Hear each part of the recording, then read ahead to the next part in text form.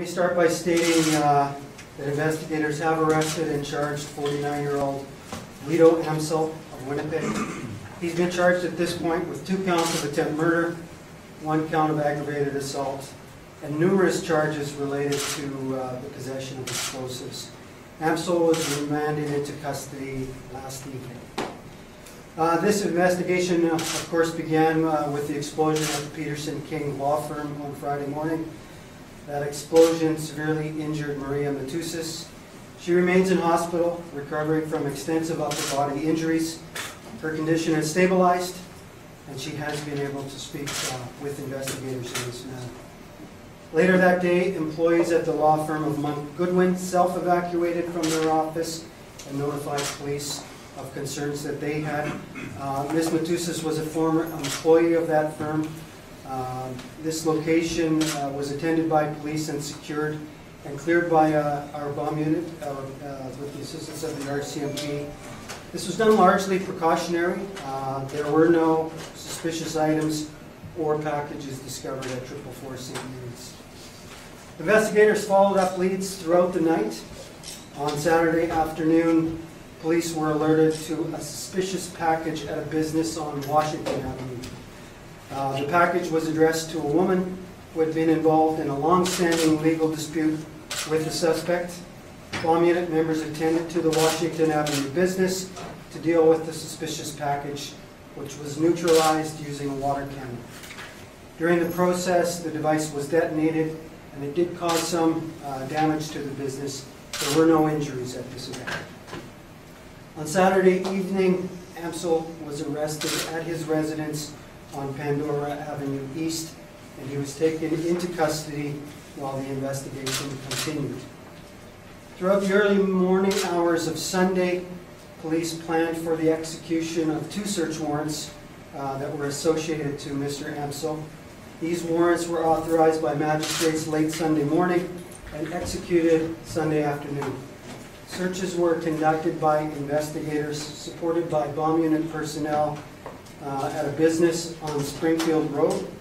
This business is associated to Mr. Amsel, as well as a search warrant was executed at Amsel's residence on Pandora Avenue East, again with the assistance of the bomb unit personnel.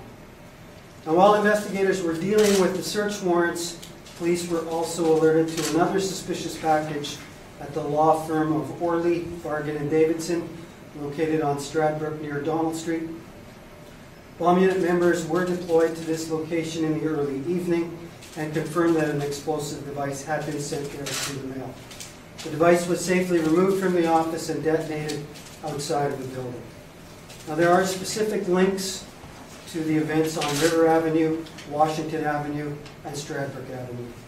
We now know that Ms. Matusas had represented Guido Amsel's ex-wife in ongoing legal proceedings. We know that Amsel's ex-wife is associated to the business on Washington Avenue, and we know that legal counsel that formerly worked at the Stradbrook firm had represented Amsel in past legal proceedings. Last night, we sent notification to the general public and to specific justice officials to be alert for suspicious packages. Investigators clearly, we don't know how many packages may have been sent out. I can inform you that right now we are currently managing a scene at the Canada Post Depot on McDermott Avenue, and this is really in response to the notification that was sent out last night. Police were alerted of a suspicious package at the Canada Post Depot just before 10 this morning. Units are on scene there now. I haven't had an update from them on any of the events there. Police are concerned that other packages may have been sent out to other legal counsel or justice officials who have dealt with Amsel. Police are asking those individuals to be aware and to be diligent in alerting police to any specific packages or items that may be addressed to them. The devices that have been discovered have had very distinct packaging and lettering. Police are imploring extreme caution if any suspicious packages are discovered.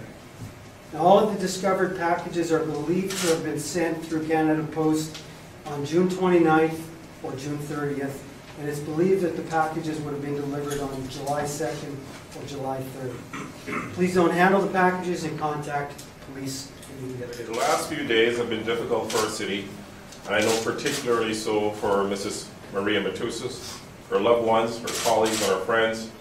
Now, in the wake of this senseless tragedy, I want Ms. Matusas to know that the thoughts and prayers of the members of the Winnipeg Police Service have been with her and will continue to be with her. Whether it was the officers guarding your hospital room or the dozens of officers who worked around the clock to bring this to a safe conclusion, we were bolstered by your bravery in the face of this ordeal. We also want to thank the people of Winnipeg for their support throughout this incredible ordeal. We know how difficult it is to see a downtown office building evacuated. We know sometimes it's incredibly unnerving to see your neighbors asked to leave their homes to allow our bomb unit to do their jobs in a very safe manner. I am always proud as the Chief of Police of the men and women of our service, but to witness their care and their compassion, their professionalism, as they work tirelessly to ensure that our citizens were safe, truly just filled my heart with pride this past weekend. I just want to say the events that started on Friday are harrowing. Across our community, I think it's safe to say we're reeling as Winnipeg, our home, has always seemed impervious to such ruthless, vengeful attacks. And I want to first send our thoughts and our prayers to the victim, Maria Matusas, as well as to all those that have been affected. The impact of these acts is far-reaching in our community, and we're thinking of all.